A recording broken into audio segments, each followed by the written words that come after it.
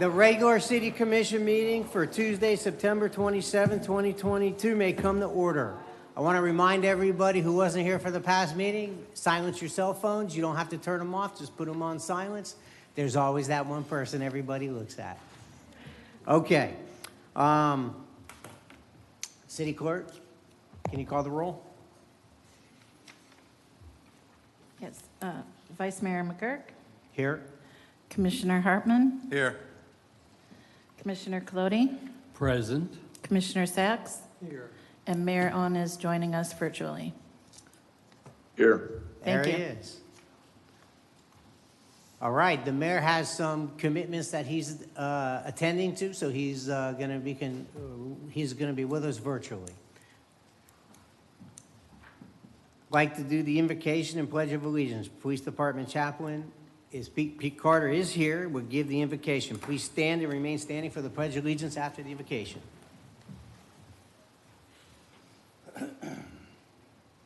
Let us pray. Most holy and gracious and kind God, we thank you for this opportunity to come forth now and to discuss the business at hand that would help make our city a better place. We ask, oh God, that you continue to be with those who offer service in our city, those who take residence here, as well as those that visit. And even now, oh God, in the midst of this storm, we ask, oh God, that you would provide protection, peace, and understanding and guidance for all those who may be impacted, especially our first responders and those who may have to venture out into the storm.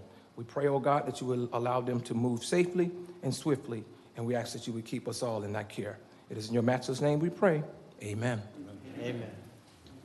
I pledge allegiance to the flag of the United States of America and to the republic which stands, one nation, under God, indivisible, with liberty and justice for all. Thank you. Be seated. Okay. City Manager, any changes to the agenda? Yes, sir. I have two items. The first one is I'm pulling item 6K out of the consent agenda. And then also item 7A and 7B to be continued based on an email we received from the applicants. So we would like to have a motion on that one. Okay, do I have a motion to remove? This is for 7A and 7B. Yeah, do we have a date for it or just to pull it off the agenda? I think it's October 11th, correct? Yes, I see a head nod. Correct. October 11th. Motion to postpone Items, 7A meet. Second. and that is for the October 11th meeting. Yes, sir. Okay. Kelly, call the roll. Commissioner Sachs, Yes. Commissioner Colodi, Yes. Commissioner Hartman, Yes. Vice Mayor McGurk, Yes. Mayor On. Yes. Thank you. Okay, items 7A and 7B will be heard on October 11th.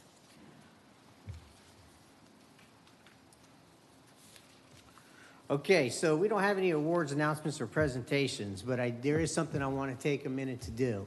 We have with us tonight from the Chamber of Commerce Leadership Academy, the graduating class. Can you please stand, everyone who has attended that?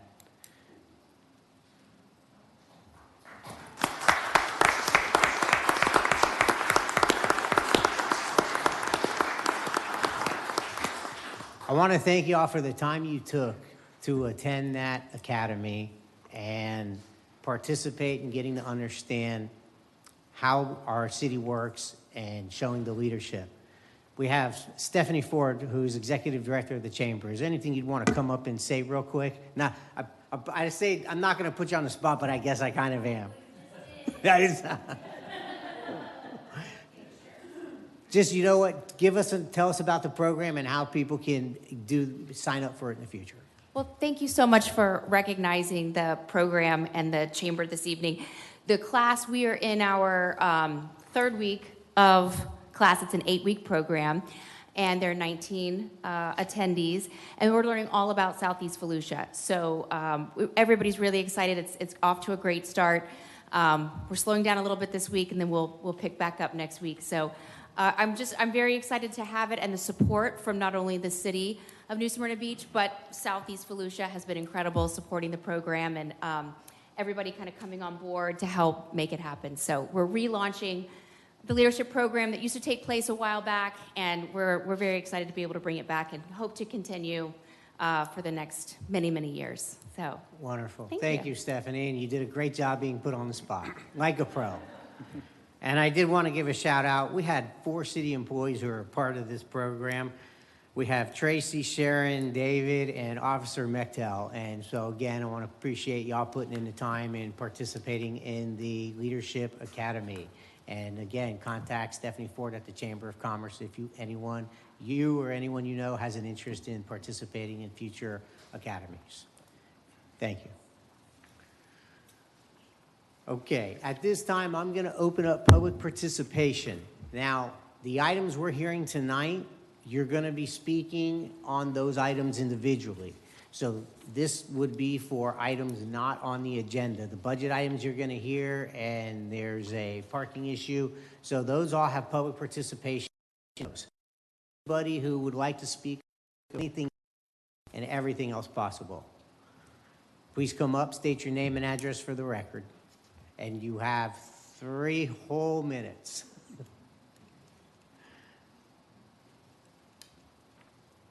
Where is your time? Oh, I see it, Mayor. Yeah, you'll get it started.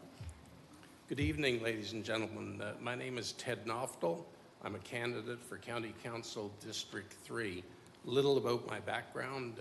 I've been self-employed for most of my 50-year work career, public accounting, property management, and most recently moving and storage. But I am here tonight to give voice to the people who feel, who are concerned, who are fed up with growth that they're experiencing on a daily basis. Growth that's not natural, growth that's not respectable. Give voice to the people that are concerned with the nexus between development and declining aquifer levels and the very soon to be present treated sewage water piped right into our drinking supply. I want to give voice to the people that are opposed to the Pioneer Interchange. I want to let them know that they have an alternative in seat 3 to our current incumbent developer-financed candidate. And finally, I want to let those people know that who long suspected that development drives taxes, that they were right. And I think your millage adoption a little later here tonight is going to give proof to that suspicion that they long held. The upward pressure on our taxes, including sales taxes and including that 2019 dog and pony show, where every single elected government in this county got behind a developer push to raise sales taxes and raise it on people who would be most impacted by such an increase, i.e. those who spend every dime they make. So that's what I'm here for tonight, Mayor and Council. Thank you so much for your time. Ted Noftel for District 3 County Council. Please, no clapping. Thank you, appreciate it. Okay, public participation, come on up. Please state your name and address for the record. Yeah, and hold on a second. It's not, what we do is when public participation comes up, they're talking to us, and just to make sure we have a proper decorum throughout the meeting. We try not to have any cheers or jeers, because when people are cheering, then other people may boo and all that. So we just keep a decorum, you're speaking to the commission. So thank you for adhering to the request. Yes, sir. Greetings and salutations. My name is Jason Peter R. I'm also known as Salty. I have lived in New Smyrna Beach area since 1989. I'm currently one of the many homeless and disadvantaged individuals. I'm also disabled. I thank all the taxpayers for the $1,069 I survive on a month, plus the $21 in food stamps, along with my medical insurance, for which I am grateful to you all. I appreciate your help as I am appreciative of the help of the community volunteers such as God's Bathhouse, the Bike and Hair Mash, the United Methodist Church, the United Christ Church, the Shriners, and pertaining to restoration of my dignity. The reconstruction of my life is difficult, but I am fortunately doing that because of the love and generosity of people like those listening to me now. I am no longer live in a tent. I've been able to get my driver's license thanks to the FLOW mobile licensing, and I've purchased a car. Someday I have faith that I will no longer be homeless. I was asked to recommend some things that as a homeless person, I feel would be of a good place to start the process faster. 1, a safe place to sleep. 2, food. 3, bathing. 4, places to relax without fear or disturbance to others. And lastly, most important, to have a case manager and individuals who will listen to us. Thank you for your time. Thank you. Public participation is still open. Who else would like to, anyone else like to come up? Please come up.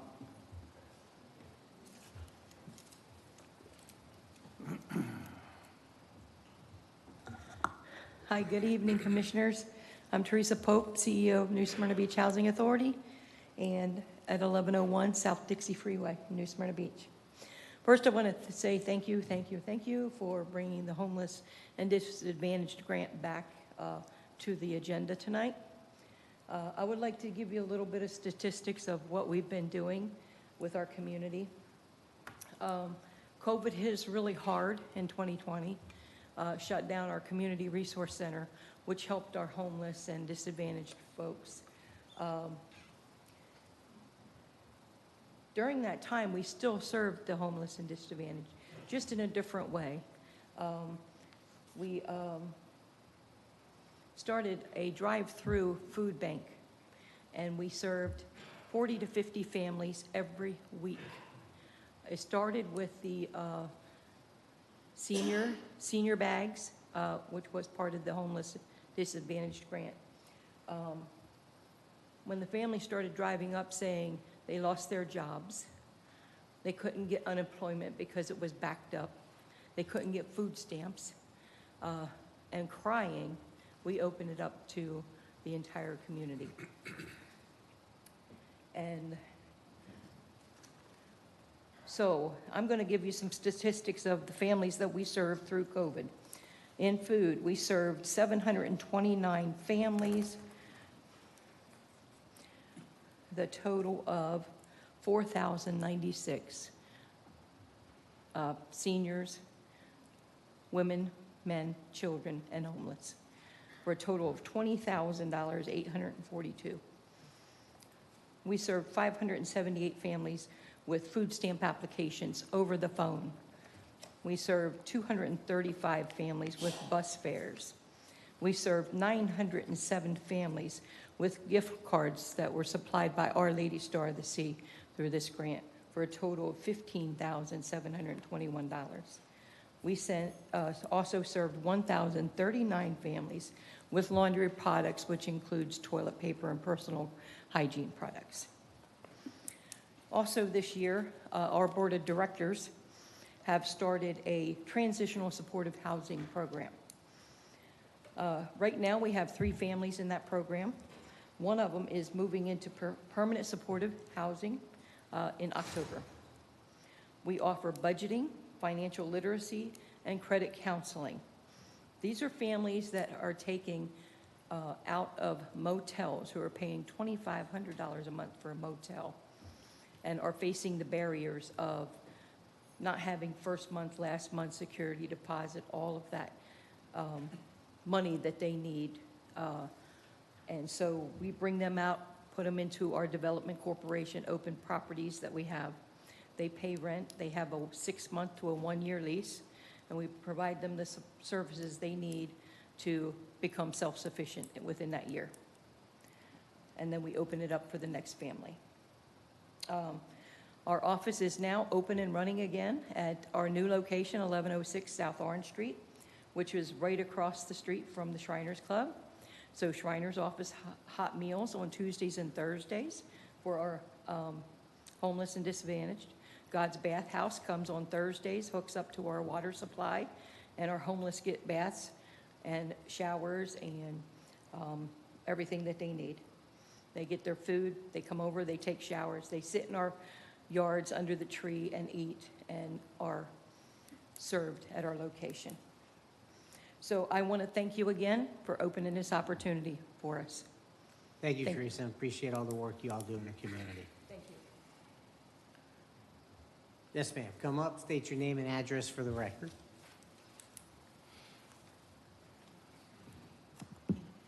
Cynthia Snezak, 512 Yupon Avenue here, Beachside. I had something I wanted to share with you on the agenda item that was canceled and actually, or deferred, I'm sorry. And so I think it's better if I do that today because I don't want to make the applicant or anyone else feel uncomfortable by asking some of these questions. The questions really are about staff and the preparation that they do when they put items on the agenda because I think there's probably an opportunity to give a fuller picture, both from the applicant's point of view and the city's point of view. So that agenda item, and I have enough copies just for the commission. I'm sorry, I call you council because I come from a place of councils. The commission and the town manager, but it's pretty simple. That's a variance, right? And request for a variance that was turned down by your appointed planning and zoning. And I think it's great that there's an opportunity to come back to you and appeal a decision by that body. I think it probably would be helpful for you if when that packet comes over to you, it had a little bit more information in it. So for example, the minutes to the zoning meeting with the specifics of what they considered. I didn't notice it in the agenda packet tonight, but it kind of makes sense that that would get shared with you.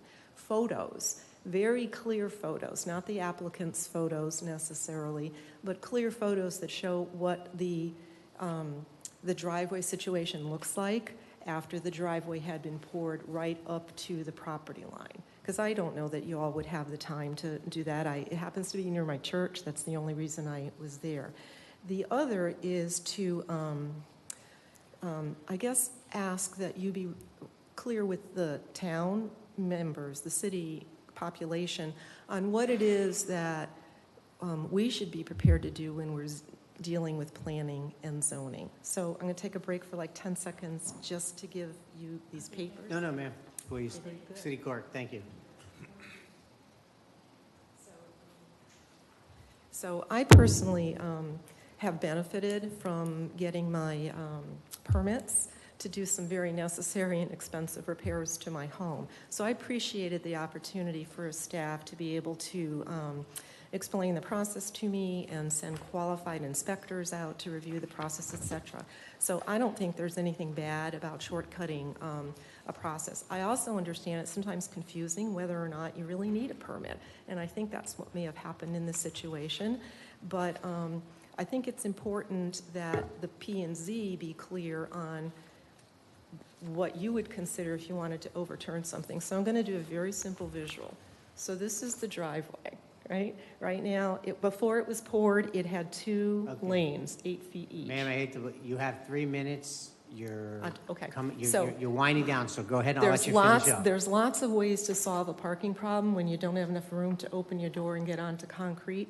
So the driveways are long enough for one car to be parked closer to the garage than the other without pouring an extra 11-foot wide driveway. So, and creating a new drainage problem for the neighbor. Okay. Thank you. Thank you. And I'm just going to respond briefly. As I served on the Planning and Zoning Board, and I will tell you this, that as both a former member and now on the commission, I, at least speaking for myself, ask questions from staff what P&Z did or didn't do. I've also can reach out to P&Z members, and the photos that we have, I don't know what you've seen, but the photos that I have in my agenda specifically are very clear, and there's nothing blurry. So I just wanted to share that with you. Thank you for your presentation. Okay, public participation is still open. Is there anyone else who would like to speak on any issue other than what we're going to cover in the agenda. Okay, seeing none, I'm going to close public participation. We're going to move on to consent agenda. All right, so I'm going to start down to my right here. Commissioner Colodi, do you have any items you would like to pull from the consent agenda and then clarify whether you just want to make a comment? There's footsteps on this. Any items to pull? None. Okay. Commissioner Sacks. Happily, I have nothing to pull. I just want to make a comment about the homeless and disadvantaged grants. I think the things that Teresa Pope and others like yourself do day in and day out for homeless people that just at least need a meal. I wish we could provide more, but they could use our help, and it's folks like you that provide that. And thank God for all that you do. I appreciate it, Teresa. And the ones that are unmentioned as well. But I see the folks at God's Bathhouse. Everybody works really hard as well. Thank you again. That's all I have. All right. Nothing. Okay. I also have nothing to pull, so can I have a motion on the approval of the consent agenda? Make a motion to approve the consent agenda 6A through 6R. Second the motion. Okay, we have a first and a second. Kelly, call the roll, please. Commissioner Colodi, I'm Yes. sorry. I apologize. 1 second. You Mayor, left someone off. I'm not used to this. Do you have anything you would like to pull or discuss on consent? Nothing. Okay. Sorry, Kelly, go ahead. that's okay. I'll start over. Commissioner Colodi, Yes. Commissioner Hartman, Yes. Vice Mayor McGurk, Yes. Commissioner Sacks, Yes. Mayor Owen. Yes. Thank you. Okay, consent agenda passes unanimously. Okay. Now, moving on to the ordinances, second reading. We're going to get into the budget discussion.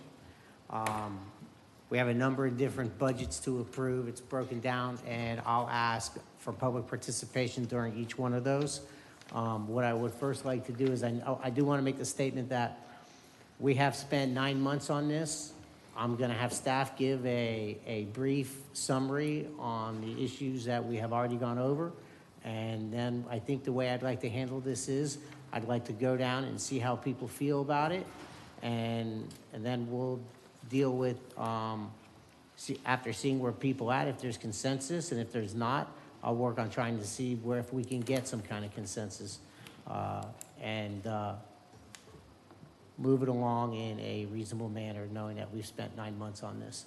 So staff, Natalia, let me call you up first.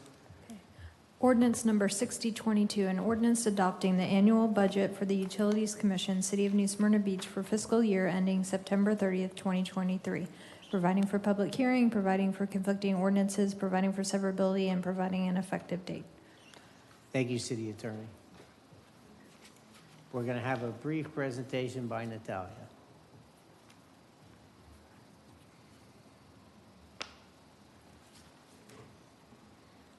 So Mayor, Vice Mayor, Commissioners, this is our second meeting where we hope vote for this adopted budget. So presentation is the same as from September 14, so I will go really quickly and hit only the main points. So our tentative citywide Wait, millage. this is the UC's budget? This is utilities budget. Oh. That is, Natalia, my apology. I'm jumping ahead to the next one. Okay, we are going to, let me go ahead and read the ordinance. Ordinance number we're going to be hearing 8A, ordinance number 6022, conduct a second reading public hearing of an ordinance which, if adopted, would approve the proposed annual budget of the Utilities Commission, New Smyrna Beach, for the fiscal year of October 1st, 2022 through September 30th, 2022. Please, my apologies, and continue.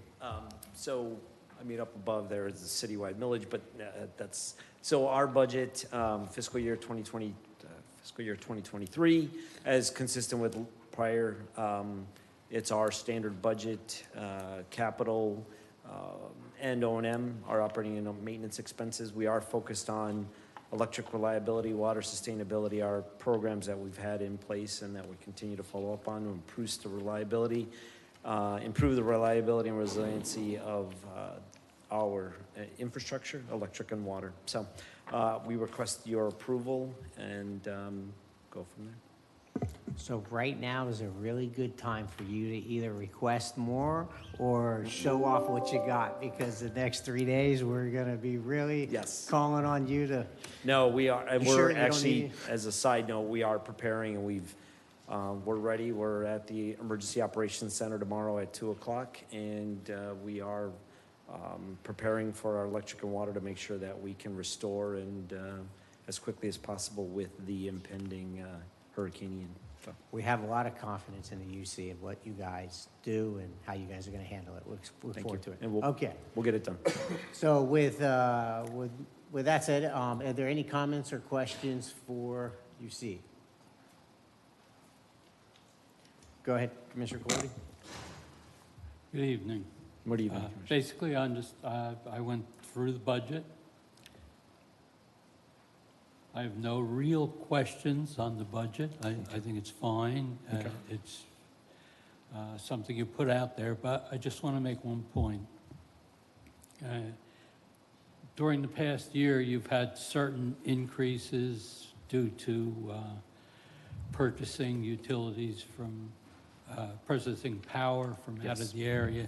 And it's my understanding from speaking with your boss, actually, that the cost increase that our citizens can expect is about $200 per year, 16-something a month. Yes. Roughly $200 per year. Yes, for a 1,000 kilowatt hour customer. And that is solely driven by, as you can see, you see that oil and natural gas. The natural gas is the biggest impactor to our purchase power. Natural gas had historically been $2 to $3 an MMBTU, which is the way they track it. Now you're looking at $8 to $9, and that's driven by the macroeconomic factors that are going on.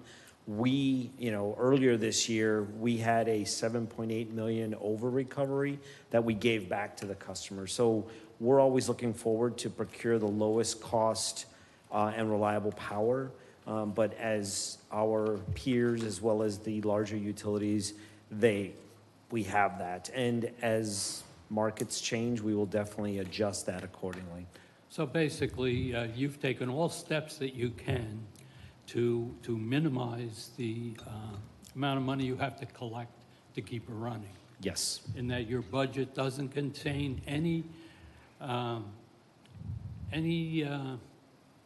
cost increases due to rates or anything else like that. It's basically an operating budget. Exactly. It is an operating budget, yes. Correct.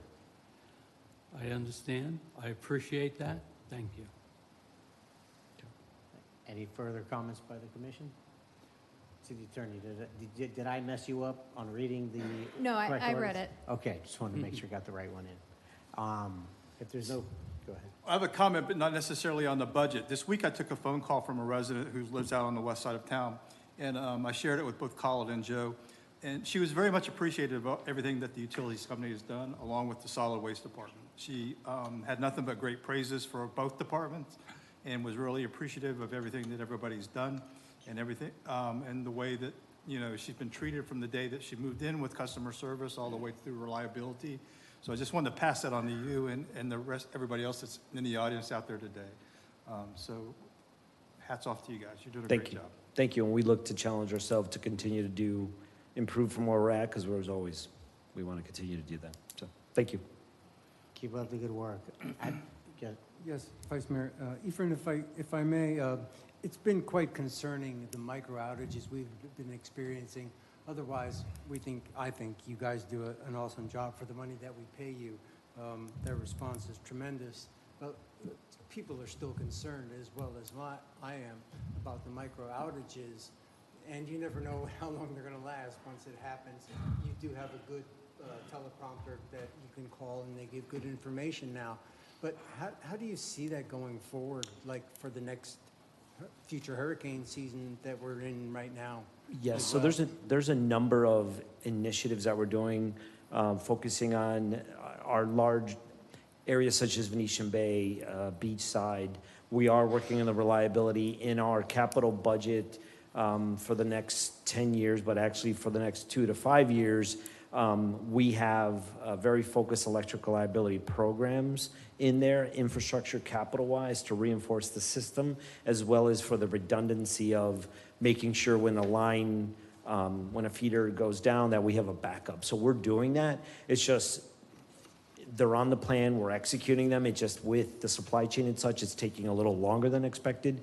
I think the biggest item that we're focusing on that has the immediate impact right now is really the vegetation and animal intrusion, for lack of a better word. So we're working on those, but understood. We did recently send out a targeted message to our Venetian Bay area, but we are focusing on other areas to try to really improve substantially the reliability that's provided. So we will, as we've done previously, we'll provide updates to like a joint commission as we've done previously, but we will provide updates because we are concerned and we are moving expeditiously to improve those numbers. Thanks. There's stuff that's not under your control, is there? Like if you're buying power from FP&L and the power goes out at Wawa and both on Beachside and all the way, almost the whole city, could we assume that's not our source of the problem, that it's our feet, that's the people? So for example, I believe the day before Father's Day, there was a blue heron that went into our Field Street substation. So that was a specific animal event. So we are working to improve that. The power, the purchase power that we procure, it's really, once it gets here, it's our infrastructure and it's our lines and such. So understood, that's where we're focusing on, and that's where the reliability and reducing the number of outages as well as the duration. So. Thanks. I appreciate the explanation that people want to know. It helps. Understood. And what we ask as well is if there's questions, please contact our customer service. In addition to providing in addition to providing high quality service, they take calls and then they refer them through to myself, engineering, to Joe. So we'll address those accordingly, but understood. Thank you. I want to echo that. I can't tell you, I've called at the oddest times, and I'm expecting a recording, if anything, and I get someone who answers the phone. And I just call the direct line that I pull up on Google. So you guys do a phenomenal job at customer service, so thank you for that. And one thing that we just recently implemented at the end of, I want to say August, is an outage management system. So now on our website, with the newly revamped website, we also have a link to show where outages are. When customers call in after hours, it directs them to, in essence, an automated line to report an outage. So it's getting to our crews and our system operations, getting them that information quicker so we can respond even quicker. So that's recent. We did not have that prior to August. So just wanted to add that. Thank you. Thank you for your presentation. Thank you. Okay, this is a public hearing. So at this point, I'm going to open up this for public participation. Does anybody in the audience want to speak on the Utilities Commission budget? Okay, seeing none, I'm going to close public participation. Is there a motion to adopt ordinance number 6022? Motion to approve ordinance 6022. Second. Okay, we have a first and a second. Kelly, please call the roll. Commissioner Sacks? Yes. Commissioner Colodi? Yes. Commissioner Hartman? Yes. Vice Mayor McGurk? Yes. Mayor Owen? Yes. Thank you. Okay, ordinance number 6022 is adopted. Moving on to item 8B, it's going to be the resolution of number 5722. Consider the adoption of a resolution which, if adopted, would adopt the New Smyrna Beach operating maximum millage rate. City Attorney will read the resolution number 5722 by title only. Resolution number 5722, a resolution of the City of New Smyrna Beach, Florida, determining the amount and fixing the rate of taxation and making the annual property ad valorem levy in the amount of 3.9500 mils per $1,000 of non-exempt assessed value for general fund operations of the city for fiscal year beginning October 1, 2022 through September 30th, 2023, which represents a 17.14% increase from the rollback rate of 3.3720, and providing an effective date. Thank you, City Attorney. This is a public hearing, so at this time, I'm going to open this item up for the public. Anybody would like to speak on this item from the public? Or Phil? Please come up, state your name and address for the record. Phil Hall, 3365 Katarina Drive, New Smyrna Beach. I'll take a few minutes of your time just as a personal side to thank each and every one of you. 9 months ago, I tried to figure out what the steps needed to be to create the interest and the demand for new pickleball courts that will show up in this part of the budget. It was suggested first that I start with the city manager, and he was very gracious and gave me the routine, the guidance, and what steps needed to be taken. Consequently, I met with each one of you, and you all gave me the time, you gave me your input, and you gave me encouragement in many cases. And lastly, though, I'd like to mention the pickleball players that have been here and in attendance at every single meeting. It's important to them. They've got a passion for pickleball as well as a passion for the community. The same people that are sitting there are the ones that serve food at the homeless shelters. They volunteer at the hospital. They are mentors in the schools. They pay taxes and they vote. We appreciate what you're trying to do for us. We're looking forward to the budget passing and new pickleball courts coming to the city. Thank you. Thank you. Vice Mayor, if I may, do you want us to do, our finance director to do a presentation for you on the budget? Yes, we're going to do that just after public participation. Thank you. Okay, public participation still open? Okay, seeing no one else for public participation, I'm going to close public participation, and we're going to have a brief discussion and summary of the ordinance by our finance director. So city proposes this year 3.95 millage rate, which is a slight increase. In rollback, 3.372. So this shows our total budget, which is $97.8 million. Again, increase from last year, which is understandable. And as you see, basically, again, it's no change from last presentation. So again, we did not get any requests from first public meeting until now. So amounts stay unchanged. So significant changes, we went in detail through this last meeting. And again, it's basically we increase in some, we decreases the others, but overall we had net positive as a result of these proposed changes. So as I said, we going with option number 2, 3.95, that would generate $20.64 million. And it is increased 3.74% from last year. So this property tax slide we showed almost every presentation to remind our taxpayers that this commission only responsible for 24% of this budget. We have other taxing authorities such as Volusia County School Board. They basically take a majority of the taxes. So the house which we chose, it's medium to $138,000 assessed taxable value.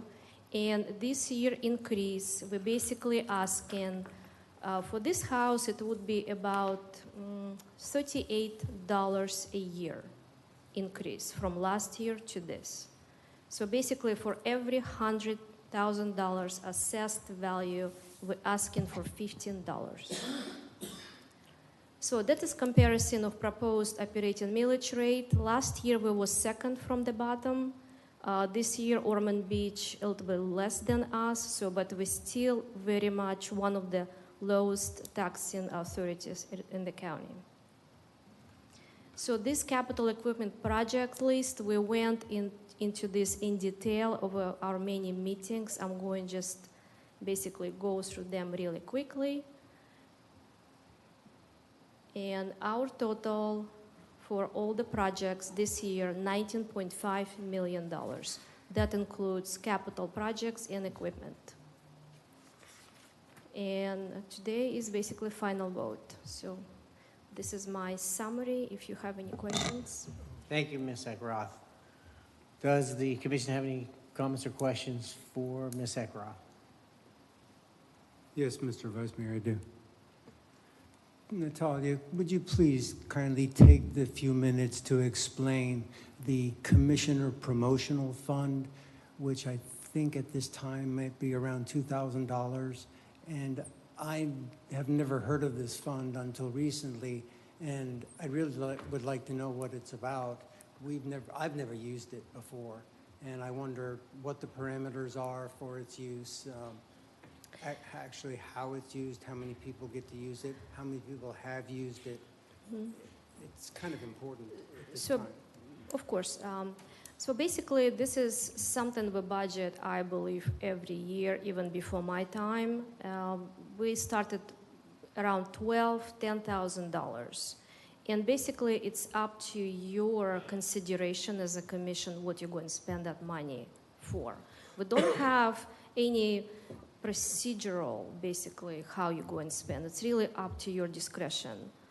From my previous employer, what that money was spent on some promotions, let's say clubs. I know they have to be, it cannot be private. It has to be for charities of your choice, let's say around Christmas.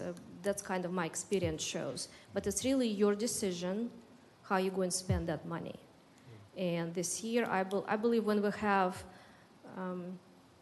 when mayor has his report every year, annual, that's when we buy some supplies we use in that particular accounting line. But we really don't have any strict rules for that because it's, again, it's up to you as a commission how you go and spend the money. And that's, you say the mayor, that means you're talking about the state of the city? Yes, thank you. Okay, thank you. That one. Mm-hmm.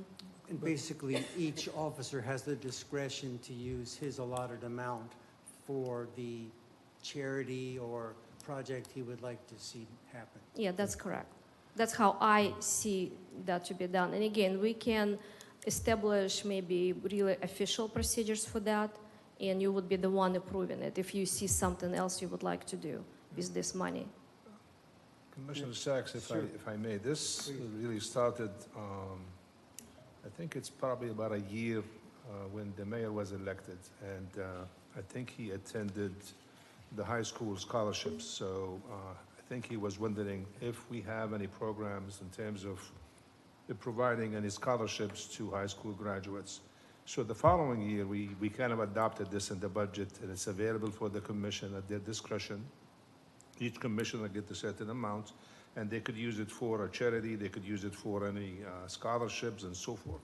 So that's how this came about. Thank you. I think it's a great program. It's a shame I haven't had a chance to use it, but I hope to before the end of my term. There's a lot of deserving charities out there, and if they could benefit from that, that would be awesome. Thanks, Natalia. Any further? I just want to follow up on the budget presentation because I think it's important that you hear these numbers. At the last, the first budget public hearing, I think some of the commissioners were wondering about the fund balance and the reserve. So I have asked finance to look under those numbers. So requirement, a lot kind of requires us to have 25% of our budgets in the reserve. So this past budget, the 25% was $7,575,000 and change. With this new budget, if it's adopted, the 25% would be 8 million, almost $9 million. I have asked her about how much do we have over the 25%. So over the 25%, we have 5,786,000 and change. We also looked at to see what is the operation cost, just the operation, not capital and not capital equipment. That's about $2,996,000 a month. So in reality, what you have over the 25% will last you about 1.93 months, about 2 months.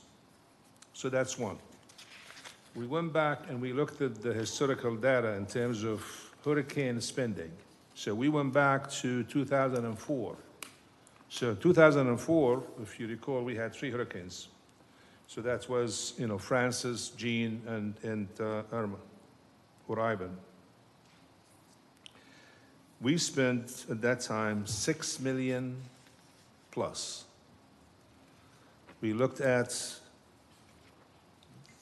the spending on the hurricanes in 2016, 17, up into 2020. And we spent about $7,421,000. So between 2004 to 2020, we have spent over $13 million on hurricane expenditure. The commission has also allowed for us to use out of the general fund reserve for the elevation project for the Central Beach, with the idea that when we get the money from the line of credits, we put it back in the reserve. But that money is going to come out of the reserve as the project moves forward today. When we looked at the proposed millage, the first proposed millage was 3.9641. And so we went through the budget workshop, and at the end, some of the commissioners has expressed that could we reduce the budget?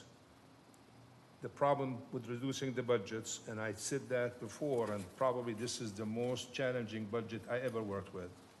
Not because of what the budget is about, because that's a normal process. But when you have items in the budget that it's a reoccurring item, not a one-time item, it makes it difficult to reduce anything in the budget, because you have $2.9 million that was approved through the union contracts, and this is not something that I could take back. Add to it the construction, increase in construction costs and materials, and then the compression. The compression is you have to be competitive with other cities and other agencies for recruitment purposes.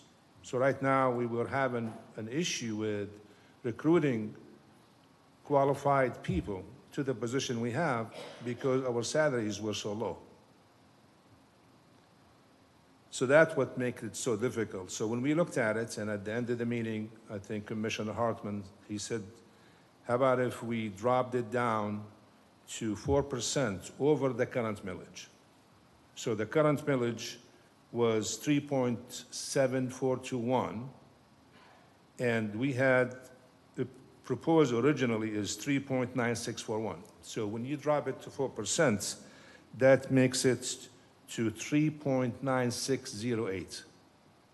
So I have told Natalia to work on the numbers to see if we could drop it to 3.95, and that makes it at 3.74% over the current millage.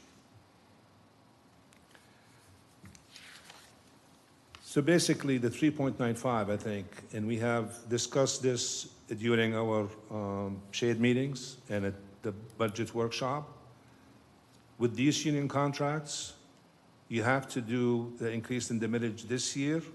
Not only that, but you have to do it in the following 2 years. Not as much as this time, but you have to do it gradually.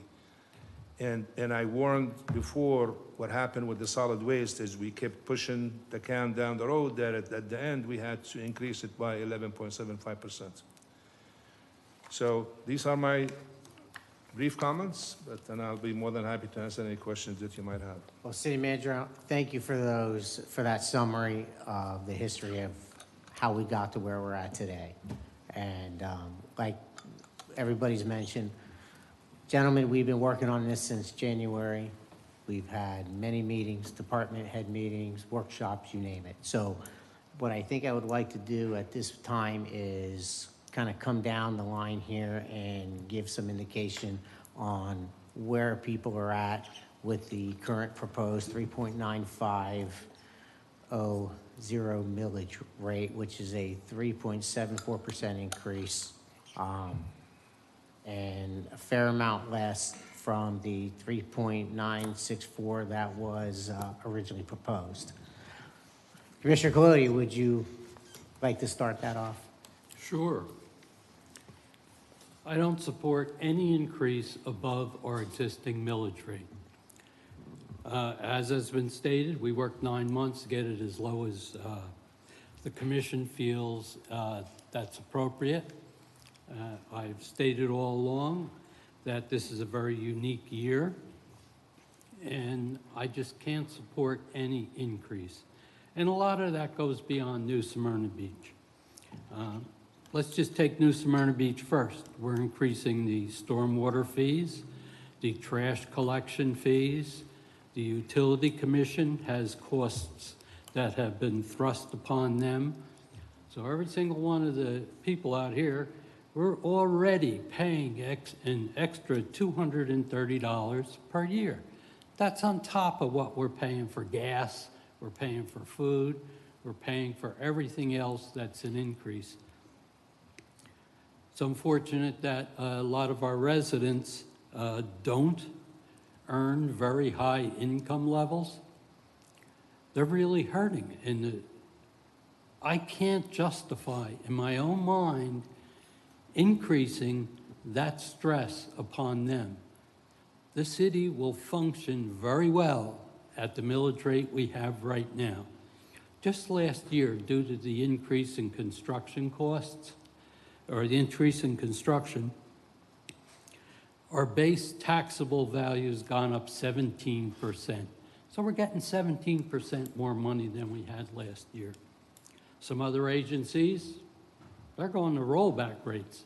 I honestly don't see how they are, but they're reducing because they see the pain that people are paying right now. So I just can't do that. I looked at my tax bill. It's about the same as last year because of the reductions by other agencies. My own tax bill, the New Smyrna portion, based upon the increase in value of my property and the proposed millage increase, is going up 9.3%. That's excessive.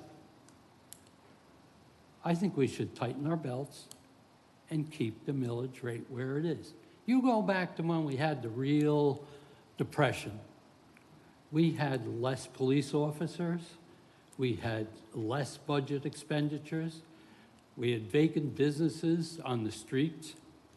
So the commission that was seated at that time, they actually cut the budget. Here we're going to increase it at least 17% without raising the millage rate. I just can't support it. As simple as that. I appreciate all the effort our staff has gone in, and I've worked with them to try to find ways to cut the costs down. The $5 million that we have above and beyond our 25% sounds like a lot of money. It is a lot of money, but it could be used for the hurricane, but that's also included in our 25% above our budgeted items. And these costs, we would need to have the money at the time, but it will all be reimbursable if there's a federal designation. Maybe not all of it, but most of it. So I think that we just got to keep going at the millage rate we have right now. So unless that can be lowered to what it is right now, I can't support it. Commissioner Sacks? Thank you, Vice Mayor. I tend to agree with Commissioner Colodi. I supported initially going to last year's millage rate, and then capitulated a bit and thought maybe we can negotiate. But it didn't seem that there was the political will to even negotiate to split the difference, the new proposed millage rate and last year's rate. So we didn't come to that either. And now I'm back to the position that Commissioner Colodi is in. I really think that this city can do all the things that it said it was going to do.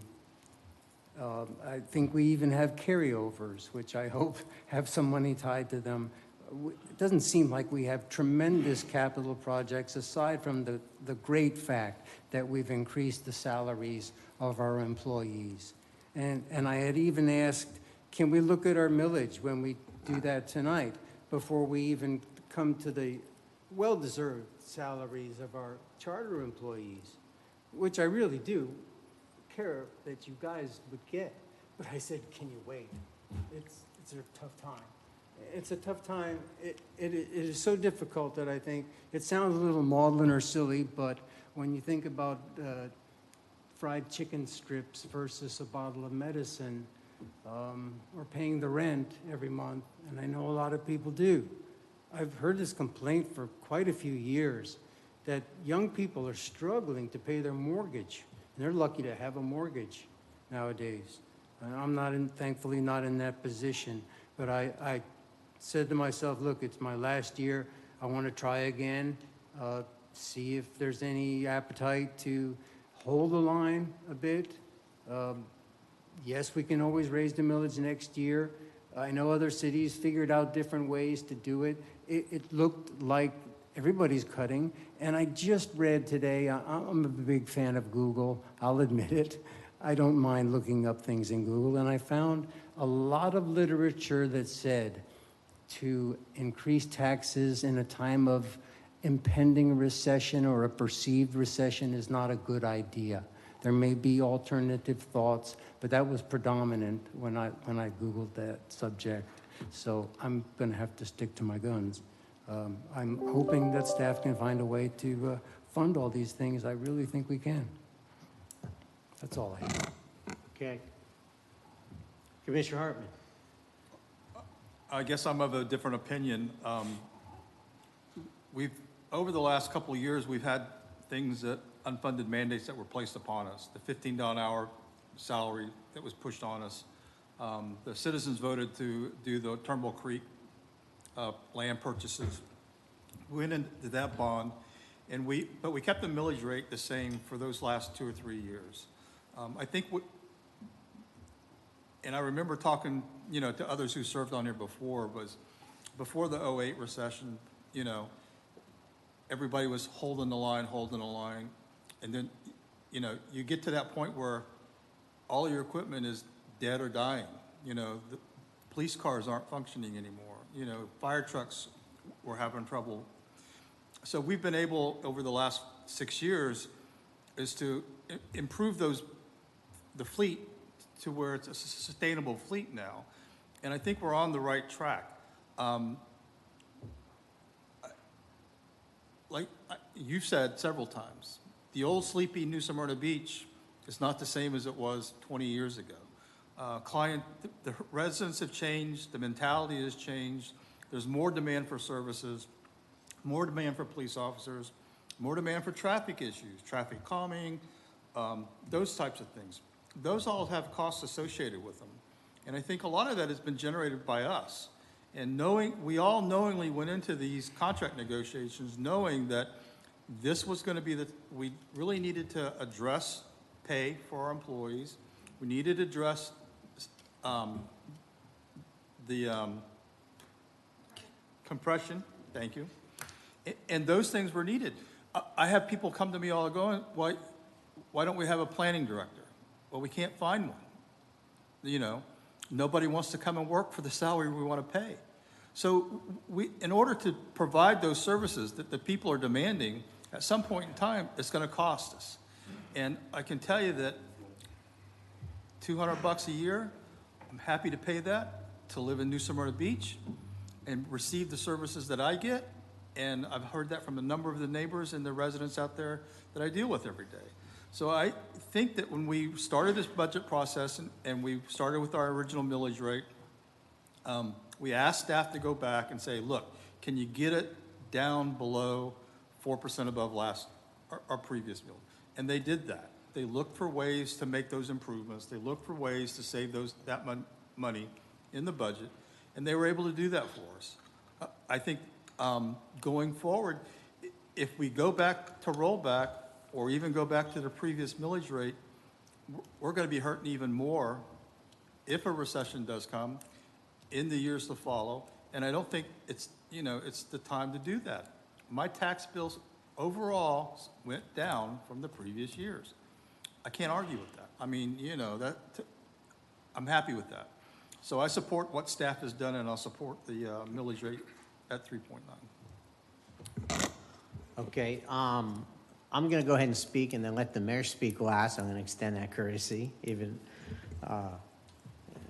keep that kind of flow going. While I understand the concerns that Commissioner Colodi and Sachs have given, Commissioner Hartman has spoke the reality of the situation. The voters chose to raise minimum wage by almost a 70% margin. So that cuts on both sides of the political aisle. No one party has 70%, 55, 45, something like that. We have continued to kick the can down the road in this city, and no one wants to own the budget or increases that we have to do to provide the quality of life and the level of service that the residents keep asking us for. There's an important distinction about how we go forward as opposed to how this city has historically functioned. And it has functioned historically as you didn't get taxed much, but you didn't get anything. You didn't have nice landscape medians. You didn't have parks that were all over the place. You didn't have a great sports complex. You don't have the pickleball courts. You don't have a lot of the quality of life and amenities and services that make New Smyrna what it is today and what it is going forward. And I know that because I'm constantly asked that by the constituents. I run into far more constituents when we talk about taxes and budget, about what we need to do in the future, different from what we've done in the past.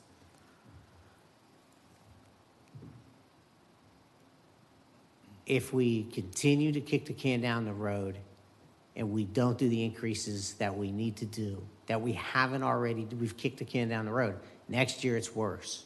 And then next year, someone doesn't want to do that, it goes to the next year. So we have to stop the bleeding and stop the hemorrhaging.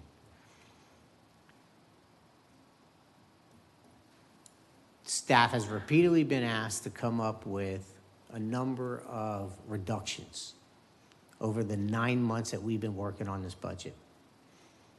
I firmly believe staff is there, has done everything we asked, and has done everything they can.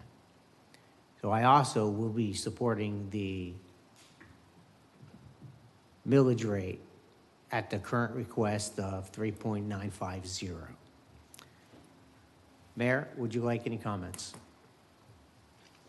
Yeah, I'll keep it brief because I know this is tough remotely, and I appreciate the commission, giving me this ability because this is important. Probably one of the most important things of the 4 years I've been in office. I certainly respect, as I think everyone does, the desire to keep things affordable to those who have already been or will be impacted by future economic events. I mean, that's always something we have to keep in mind. I've also continually asked myself, can a city be all things to all people? And reminded myself that we're a representative democracy. We're up there to represent the folks who elected us. Now, if I don't know about you all, but I talk to folks and I can't get them to half agree on what color the sky is if I talk to 10 people. So that's tough sometimes to figure it out. But as we've gone through this 9-month process, and many have talked about over the past few minutes, I've said it every time. I've been talking about raising taxes and the need to raise taxes for the past year and a half. I talked about it at the State of the City in 2021. Was very transparent about this process. I've talked about it on the radio. I've talked about it numerous different places.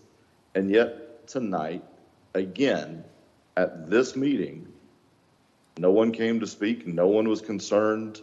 I haven't taken any phone calls. I haven't filled in any emails. So maybe different folks are reaching out to different ones, but the story I'm hearing from my residents are they want to protect their quality of life. They want to make sure that in hard times we have the resources needed to keep the city high performing, high functioning, great place to live.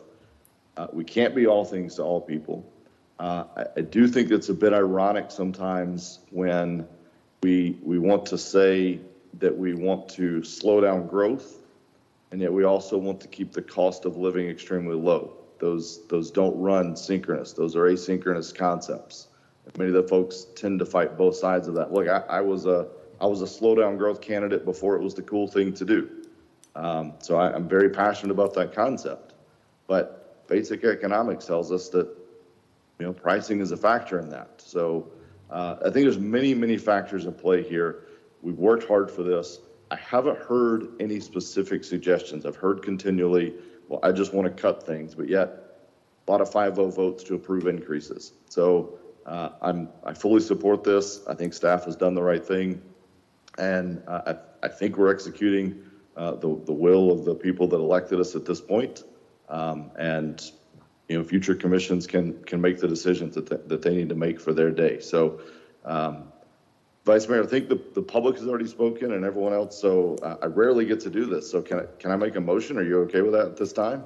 Absolutely, Mayor. Go ahead.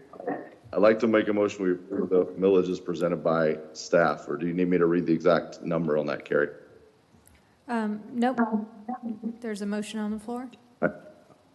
Okay, and that motion is to approve the millage rate at 3.950. Do I have a second on that motion? Second. We good?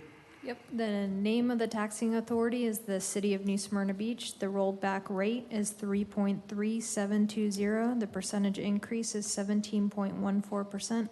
And the millage rate to be levied is 3.9500. Thank you, City Attorney. Kelly, call the roll. Mayor Owen, Yes. Commissioner Sacks, No. Commissioner Colodi, No. Commissioner Hartman, Yes. Vice Mayor McGurk. Yes. Thank you. Resolution number 5722 is adopted. Okay, moving on to item 8C, resolution number 5822. Consider the adoption of a resolution which, if adopted, would adopt the New Smyrna INS 2005 maximum millage rate. City Attorney, please read the resolution by title only.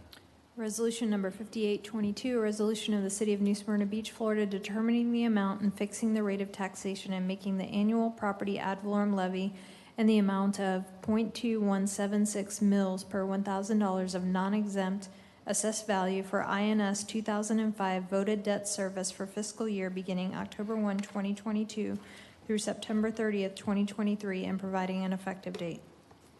Thank you, City Attorney. Any staff comments? No comments. Okay, at this time, it's a public hearing. I'd like to open up public participation.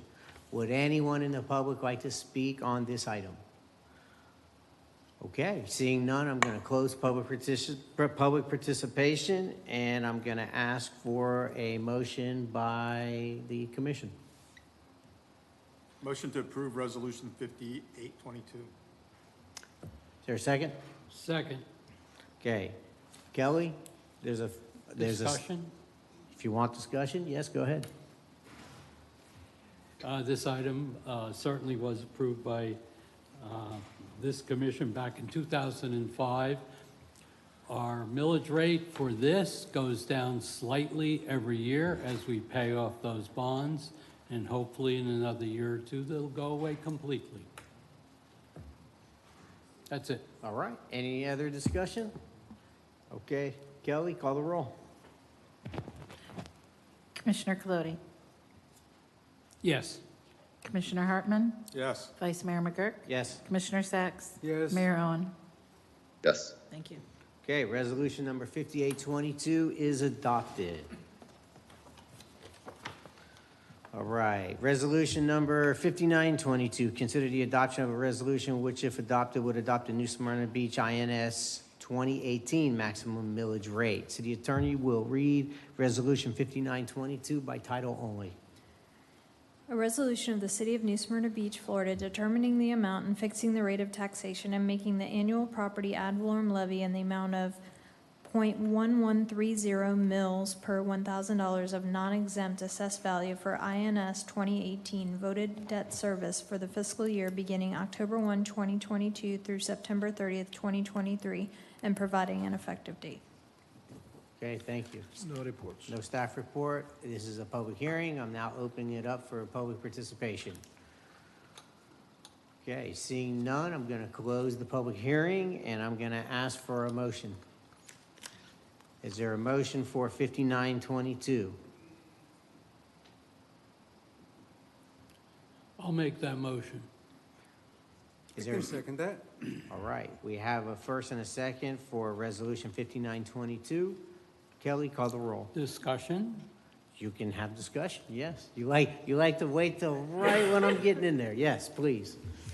Well, I like to be invited, but when I'm not, I will step in. This was based on a referendum to purchase Turnbull Creek properties, including other properties up the stream from it. It was approved for the amount of about $15 million. We've only borrowed $9 million so far because we're still looking for willing sellers. So at some point in the future, to process the request of the voters, we will be bonding for that again. So once again, this year it's going down slightly because we're paying off the debt. So there are two items where our millage rate went down, but one that didn't. So I'm glad to support this. Okay, any further discussion?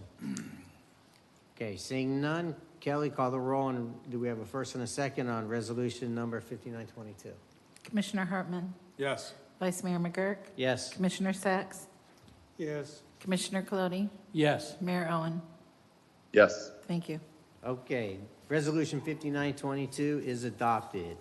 Item 80, resolution number 6022, consider the adoption of a resolution which, if adopted, would adopt the New Smyrna Beach budget for fiscal year 22-23. City Attorney will read resolution number 6022 by title only. A resolution of the City of New Smyrna Beach, Florida, adopting the budget for the fiscal year beginning October 1, 2022 to September 30th, 2023, and providing for an effective date. Thank you, City Attorney. Any staff comment? Just a minor comment. Before the meeting, I asked some of the pickleball courts supporters, I said, we're gonna take the $500,000 and we bought sandbags. So his response was, well, that's a good cause. So he's a good citizen and I would support the $500,000 for the pickleball courts. So you're just saying we just diverted the $500,000 for the pickleball courts to sandbags? And I see everybody's very happy out there. Okay. All right. This is a public hearing. I'm going to open it up for public participation. Is there anyone out there who would like to speak on this item? Okay. Seeing none, I'm going to close the public hearing. And is there a motion to adopt the resolution number 6022? Motion to adopt. Is there a second?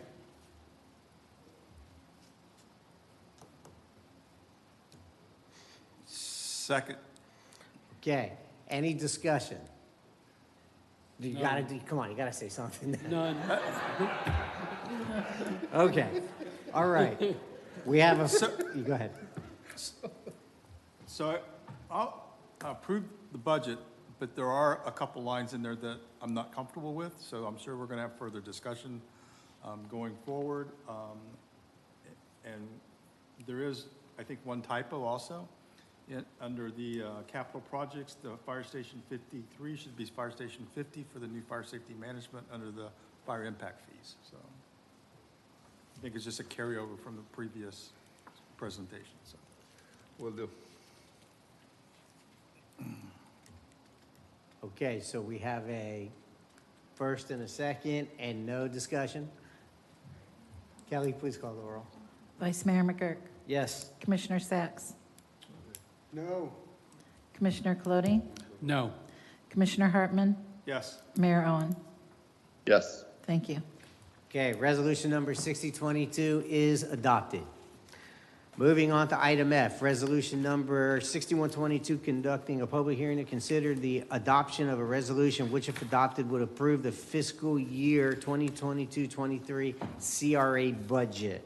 City Attorney will read the resolution number 6122 by title only. Resolution of the City of New Smyrna Beach, Florida, adopting the annual budget for the Community Redevelopment Agency for fiscal year beginning October 1, 2022 and ending September 30th, 2023, providing for conflicting resolutions and providing for an effective date.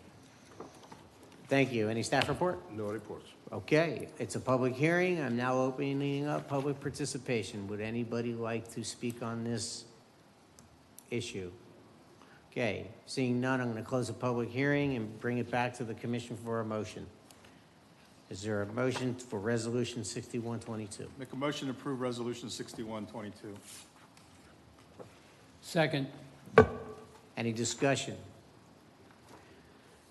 Kelly, call the roll, please. Commissioner Sacks. Yes. Commissioner Colodi. Yes. Commissioner Hartman. Yes. Vice Mayor McGurk. Yes. Mayor Owen. Yes. Thank you. Okay, resolution number 6122 is adopted. Item 8G, resolution number 6222.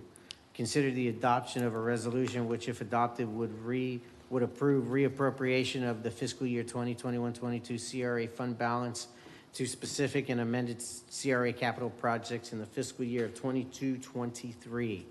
Any staff, or I'm sorry, before we do that, City Attorney will read resolution number 6222 by title only. A resolution of the City of New Smyrna Beach, Florida, reappropriating the Community Redevelopment Agency fiscal year 2021-2022 CRA fund balance to specific and amended CRA capital projects for fiscal year 2022-2023, providing for conflicting resolutions and providing for an effective date. Okay, I'm going to open up the public hearing. Is there anyone from the public who wishes to address this issue? Seeing none, public hearing is going to be closed. Before I ask for a motion, any staff report? No report, thanks. Okay, is there a motion on number 6222? Make a motion to approve resolution number 6222. I'll second the motion. Okay, any discussion? Okay, seeing no discussion, Kelly, please call the roll. Commissioner Colodi. Yes. Commissioner Hartman. Yes. Vice Mayor McGurk. Yes. Commissioner Sacks. Yes. Mayor Owen. Yes. Thank you. All right, resolution number 6022 is adopted. Okay, ladies and gentlemen, that has concluded the budget portion of the meeting. I'm going to go on to item 8H, ordinance number 5022, conduct a second reading and public hearing of an ordinance which, if adopted, would amend the city land development regulations by adding pet grooming and pet shop as a permitted use in the mixed-use B2, B3 zoning districts. This proposed amendment would also add a definition for a pet groomer and pet shop and change the definition of retail sales and services. City Attorney will read ordinance number 5022 by title only. An ordinance of the City of New Smyrna Beach amending the land development regulations, amending Article 2 definitions, Section 201 general definitions to add definitions for pet grooming and pet shops, amending Article 5 zoning districts, Section 50402 specific regulations by district to add pet grooming and pet shops as permitted uses in the MU Mixed Use Central Business District, B2 Neighborhood Business District, and B3 Highway Service Business District, providing for codification, providing for public hearings, providing for conflicting ordinances, providing for severability, and providing an effective date. Thank you, City Attorney. Okay, Senior Planner Bob Mathan, welcome. Welcome. Do you Yes, have a thank you. report tonight? Yes, sir, I do. So staff is looking to add pet grooming and pet shop to the mixed use, the B2 and the B3 zoning districts, with a definition for pet grooming and pet shop, and also amending the definition for retail sales and services to include pet grooming. So staff has had inquiries about possible locations for pet grooming services. This type of business may also include retail side of the grooming business like pet food, collars, leashes, etc. So there's been two types of grooming services that have inquired about locations. First is a full pet grooming, doing a large-scale grooming. This type of grooming business mostly does pet bathing, grooming, and nail service, and they may or may not have limited retail products. Second is a pet retail business that mostly sells retail products for pets, including food, collars, leashes, treats, etc., but also does a small amount of pet grooming. So staff has proposed two different definitions for a pet grooming business based on the size. A larger pet groomer would seem fine in a highway business district like B3 or in a neighborhood business district like B2, where a smaller pet groomer that included retail sales would work in a B5 shopping center where tenants are closer and sound deafening devices should be used. So at the regular scheduled meeting back on July 11th in 2022, the Planning and Zoning Board voted 4-0 to give a positive recommendation to the City Commission, and staff is recommending the City Commission to approve the proposed amendments to the land development regulation. And that is a summary of the staff report, subject to any questions the Commission may have. Thank you, Bob, for the report. Are there any questions or comments from the Commission? Go ahead, Commissioner Claude. Thank, oh, go ahead. This appears to me one of a small step in the many steps necessary to clarify our ordinances and to bring them up to date. And I certainly appreciate these. I don't think people really understand how much work goes into what seems to be a little task to bring this along. So thank you. Commissioner Sachs? Thank you, Mr. Vice Mayor. Bob, would it be possible that you could see a grooming facility in a establishment or dwelling type like Venetian Town Center? Well, the Venetian Bay Town Center's PUD does allow for retail sales and services in their town center. Most of your B5 shopping centers also allow retail sales and services. So with that, the definition that we proposed for that did list some type of additional requirements for those type of businesses that are going to be in those type of centers. So we looked at it that the pet grooming business would have to occupy 25% or less of the individual leased floor area of the unit. The capacity could be no more than 10 pets. They have to use soundproofing and sound absorbing material to completely block sounds coming from that pet grooming business. And we listed that it has to meet the requirements of Chapter 1207 of the Florida Building Code and ASTM E90 for it to be considered a retail sales and service. Thank you, Bob. Any further comments? Yeah, I certainly appreciate all the work that you guys did on this. That originally had the concern about the pet grooming in the Venetian Village. I think what you did is appropriate. My only concern is it's only going to be as good as the enforcement. So hopefully that the building department is fully aware of this, knowing this is going to go forward, and specifically in that retail mixed use with the residential above it, and that we hold their feet to the fire and make sure that they comply with the ordinance. So I thank you for your time and your effort and going back and resolving my concerns that I had earlier. You're welcome. All right. Any further comments? Seeing none, I'm going to, at this time, open up the public hearing to the public. Are there any comments on this item from the public? Seeing none, I'm going to close the public hearing and bring it back to the commission for a motion. Is there a motion on ordinance number 5022? I make a motion to approve. There a second? Second. Okay. Kelly, call the roll, please. Commissioner Hartman? Yes. Vice Mayor McGurk? Yes. Commissioner Sachs?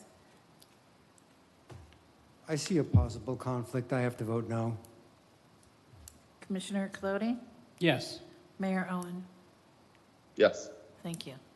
Okay, ordinance number 5022 is adopted.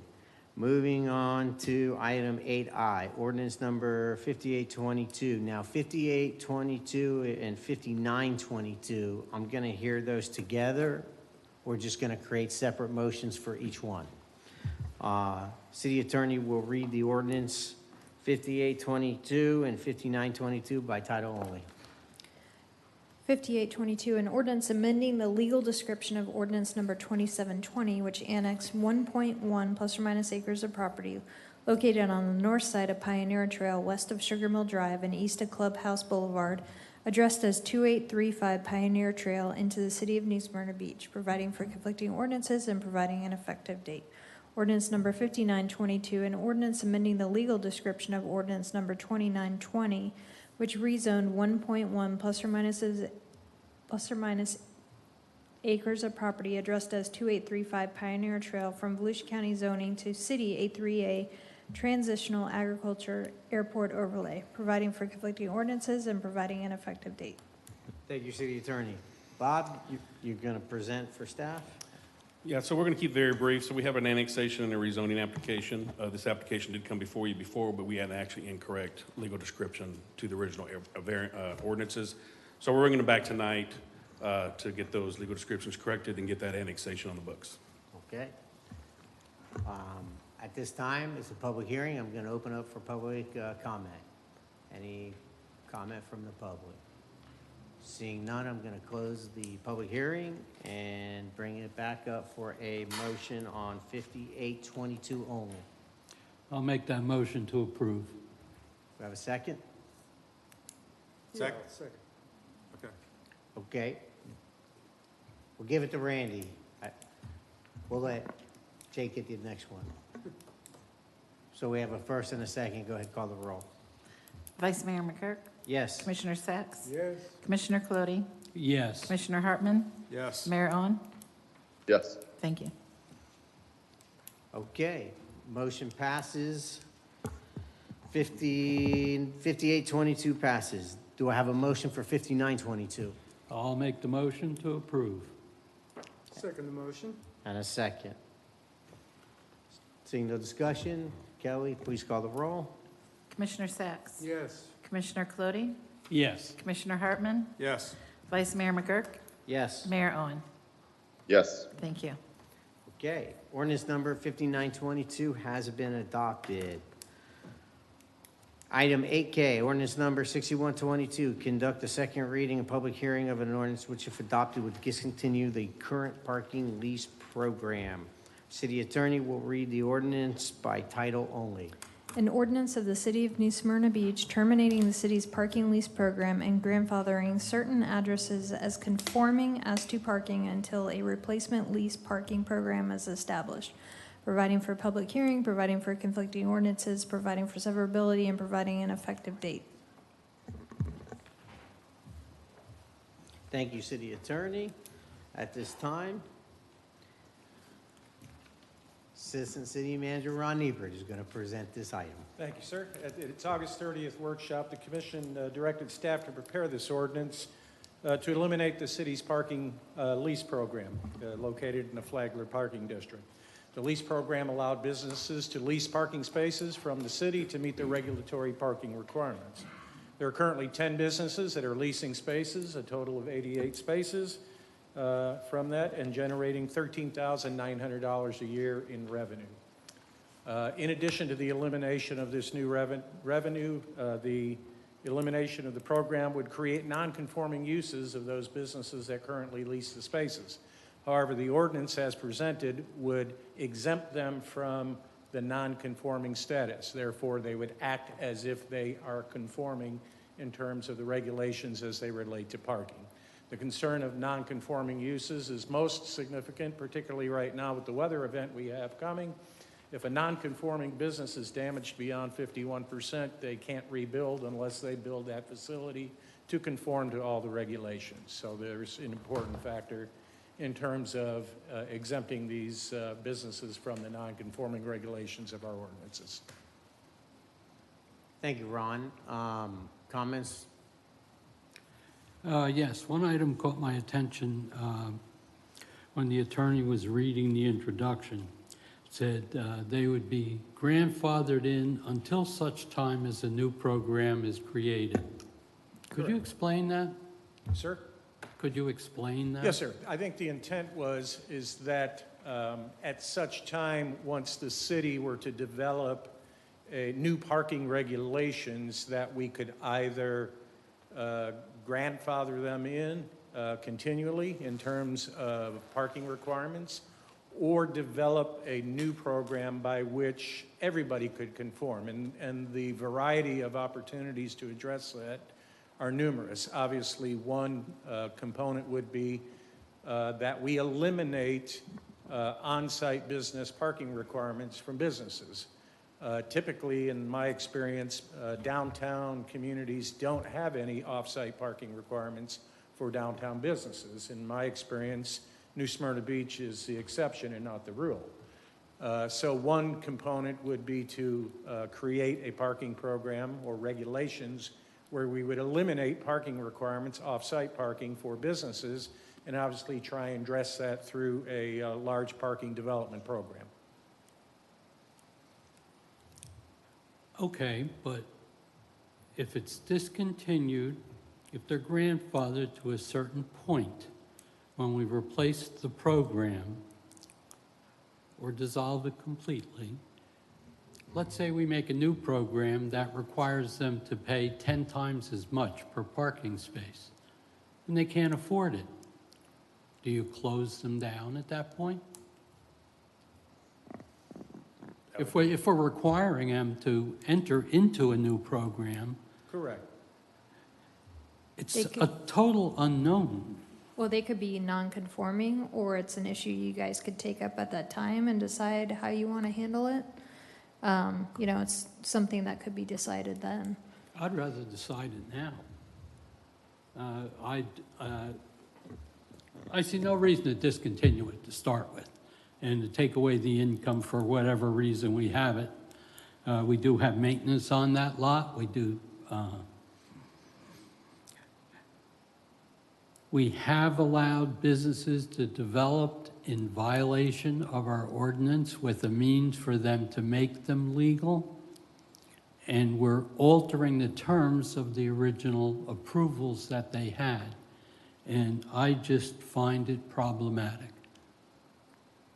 Especially at a time where we're just discontinuing collecting funds, which could offset some of our necessary budget improvements.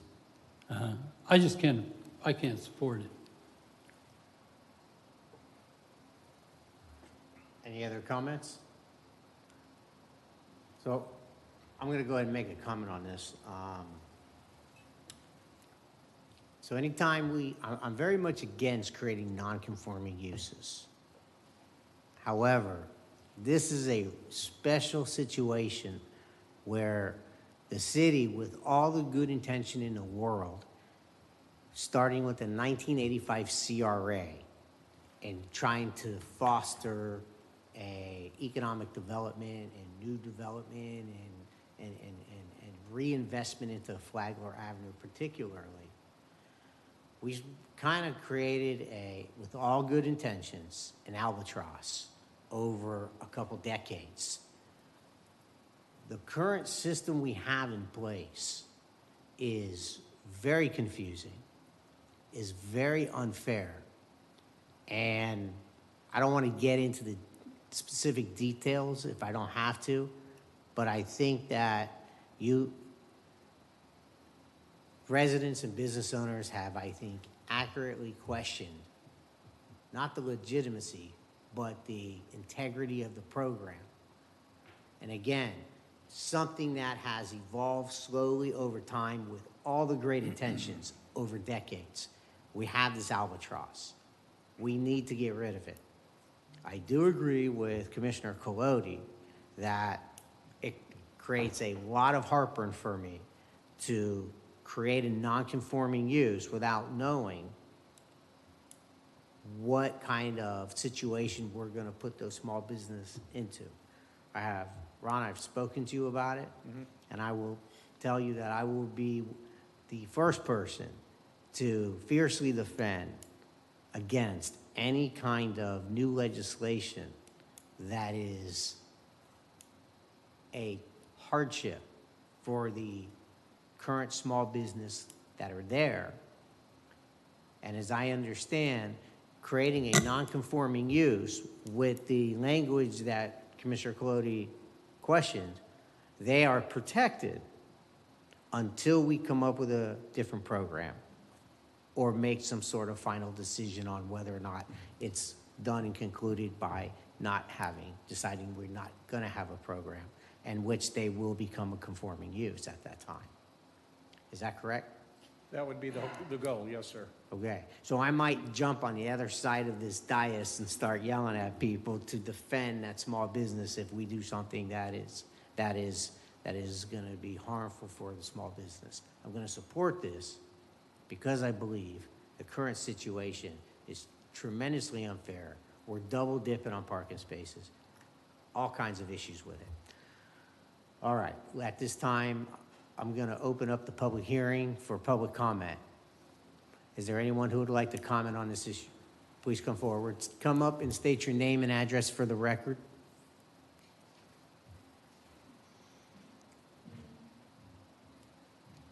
Hi, good evening. Hi, I'm Lisa Cordell. Speak into the mic, please. Sure. Lisa Cordell. My address is 2117 Ocean Drive in New Smyrna Beach, 32169. John, are you going to speak? I was coming up there too. I'm John Costaglu. I'm also resident of 2117 Ocean Drive and the property owner on Flagler Avenue. You could probably lift that mic up a little Okay. bit. Kind of got to get into it so we can hear you. We're here today. We do own property on Flagler Avenue across from the shuffleboard court. It was purchased roughly a little over a year ago, but when we purchased the property, specifically it conveyed with the 23 parking spaces that had been upheld by the previous property owner, Mr. Welfer. So that's a very important, this whole agenda being, you know, that we want to develop that property, obviously for a restaurant-type business, and those 23 parking spaces, upholding that and continuing that lease. When I found out that the city is considering doing away with that, obviously that's very concerning, and we would like to know, obviously, much more about that, because that affects many things for us moving forward with developing it or not. Anything more that can be decided. It was rather shocking. I spoke to, is it Sandy Narrat in the city office? Yes. A handful of times within the past year in regards to the lease. I wasn't the original signer on the lease as it was done a long time ago. Somehow the paperwork is not located. She said even though the city is not stating that it doesn't exist, these 23 spaces where it was originally through Mr. Welfer of those spaces, but when we purchased it, it was written in. I think Brian Fields at the time was part of the city. He recognized it, so I have those emails, different things. Again, just wanting to know where we stand with that, what can we do moving forward. It's very important, like how soon could we potentially lose these? Is it going to be a problem with the site plan if we go to submit plans for developing the property, for getting a business approval, if we don't have these spaces where when we purchased it in June a year ago, we thought we did, and we would just, we had a little bit of time, and now here we are. I was speaking to Sandy today. In fact, I called her, and she's like, you might want to attend the hearing tonight. And I was like, oh my. I was like, let's revisit this lease. I would feel much more comfortable having a lease in hand, instead of not knowing, like, what are the terms? So you're a conforming property. You bought a conforming property. You're a conforming property. Under the terms of this ordinance, you're a conforming property. Okay. So that's what they're considering tonight. Yeah. So the difference on this is we speak a lot of times, and you bought Steve Welfer's property, and that was particularly one of the properties that was part of the issues. So we're talking about existing businesses, and now we're talking about a property that's been purchased with intention to develop, and this property particularly. So I guess the simple question is, without belaboring the issue, are they also protected under this ordinance to go ahead and build? Correct. Mr. Welfer had always paid into that parking fund. Yes. So he was a conforming business. That property is, what's the address? 222 Flagler Avenue. Yep. So you're conforming and you have 23 parking spaces. Yeah. Perfect. Is there above and beyond that? I mean, I just want to make sure You're that looking for we're... something in writing before you put millions of dollars in investment. Well, So- and this is a public hearing, it's recorded, it's taped. Yes. You've been told you're grandfathered in and with 23 parking spaces. So, and I think what I'd like you to do is call the city manager's office, and we'll go ahead and get that resolved. You can reach out to me, I'll help facilitate that. So, I appreciate that. Thank you very much. Okay, thank you. anytime, That was okay. it. Have a good evening. Thank you. There you go. Oh, okay, so, hold on, let me do public participation. Any further discussion from the public? Okay, at this time, I'm gonna close the public hearing and bring it up to the commission. Randy? So Commissioner Colodi brings a very good point to this whole process. And I'm not sure how to resolve it. Because we don't have a plan, we haven't even talked about a plan, and we don't know what that's gonna be, but we're mandating that they have to abide by that plan at some point in time. I agree with you, as I think it's whoever's gonna be at the dais at the time needs to take what the intent of this was in consideration, but we have no assurity that that may happen. Is there some other language that we can put in there where those people who lose these spaces or would be not to exceed what they currently are paying for a period of time? Or, because, we don't have a plan yet, so we really don't know where we're gonna go with this. So what I think I'm hearing from you is, maybe we have language in the ordinance that says you cannot lose what you currently have when we make a new plan. In other words, the parking, you can't make, is that what you're saying?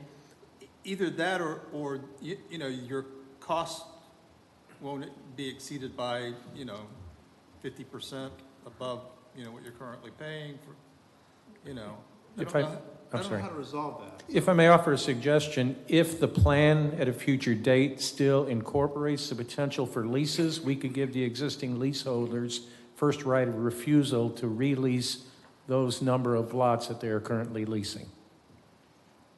But isn't part of the problem that we have double dipped on, one of Yes, sir. the problems that we've double dipped? So then we're trying to get rid of all that, so then we end up going back to that.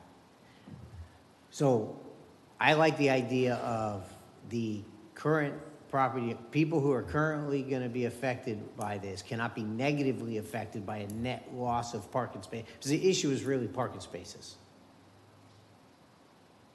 I mean, I would hope that down the road we come up with a plan that generates a significant amount of money to deal with future parking issues. So I wouldn't want to lock them in at some small rate necessarily.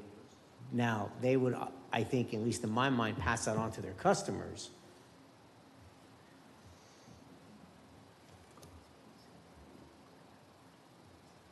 But you need a spot pool, don't you?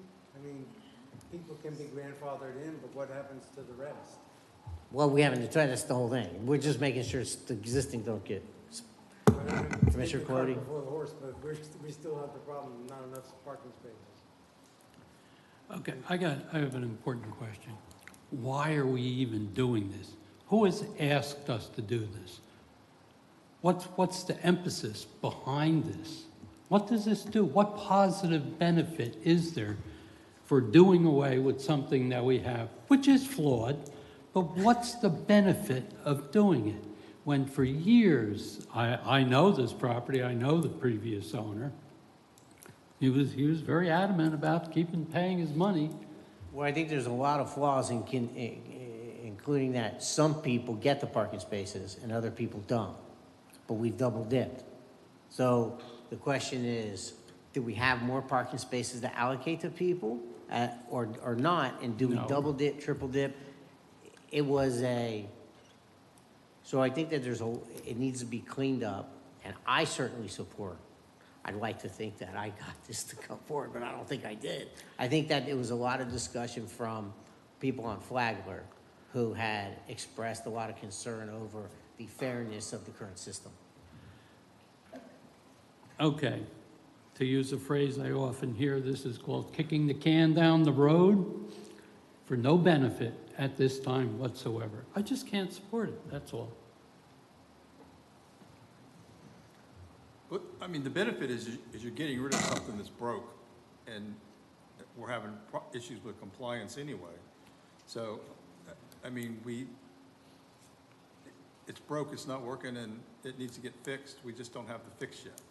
But your concern, which I agree with, is if we mandate that they buy into the program, but we don't tell them what that buy-in is going to be at some point, then, you know, are we going to negatively impact them, you know, 5 years from now when we decide, oh, okay, well, we're going to build a parking garage and all you have parking spaces, you now have to pay $10,000 a piece for them, you know? And that's a distinct possibility. Yeah, so, I mean, I share your concern with that. But I'm, you know, I'm on board with getting rid of it because I think it's a bad system, it doesn't work, and there's no point continuing something that's not effective and efficient. So how do we fix it? That's the problem. Do you do something in Vice the Mayor. interim? Mayor, please. So I was going to say, and Commissioner Hartman stole some of what I was going to say, but I tend to agree. I mean, Commissioner Colodi, I guess as we sit here today, if we put this program in front of us and we were asking ourselves to vote on the program that we have in place today, none of us would support it, I don't believe. I know I wouldn't, I guess I'll say that, because it's not working. So the impetus to move away from this is to say, what we're having today isn't working. It isn't necessarily fair for some, you know, some or all players. So we're saying, let's move away from this. Let's discontinue this. If nothing else, it moves us off of apathy. It moves us off of doing nothing, and kind of puts maybe a little pressure on the next commission or future commissions to move this parking conversation further down the road. And I think, you know, one thing I've learned over the last 4 years, I guess, is you can't control what future commissions do, but you have to appreciate that they also will be elected officials, and they will also listen to the constituents that are in the place at the time. They will also, hear the same feedback we would hear, and they'll make a good decision, and they'll weigh all of the factors. It may not be perfect. They may not make every perfect decision just like we have it, but they'll make a good decision that won't, put anyone on Flagler out of business. That's a long-standing business. I mean, that would be, no commission in the past has done that. We're not doing it. I don't believe future commissions would do that, and we have to put some faith in, I think, future elected officials. So I think what's before us today, I was very comfortable. We're moving away from a bad system, and I put a lot of faith in future electeds to move towards a better system. So I was comfortable with it. I do think it's a good call out that is a challenge or risk or whatever you want to call it. But, there's a ton of those. I mean, I don't want to bring them up because then we'll debate them the rest of the night. But there's a lot of things we're leaving as unresolved that we're leaving to future leaders to hopefully solve in ways that we couldn't quite. But we can do this. We can fix what's been broken for a long time. And I'd frankly like to see us do that tonight. All right, well, go ahead. I just can't get over the fact that it's broken. I've never heard a complaint about it except for the guy who sold the vacant lot for these people. Now, as an engineer who's been in land development for 40 years elsewhere, out of state, the clients that I have, if they read a resolution like this, they'd pull their hair out. they don't want to have questions that could come back and really adversely affect their development plans. So I'm looking, from the standpoint of those people who have this, if you want to call it a benefit, that they agreed to, they just want to keep it, fine. That's all I'm going to say on it. Commissioner Sacks? Yes, Vice Mayor, quickly, isn't grandfathering unfair? I mean, we're doing away with the system, yet we just told some folks you're grandfathered in. So they have the spots and other people may not. I don't think grandfather is legally to do indefinitely. I think that there, at some point, you have to get it done. I agree.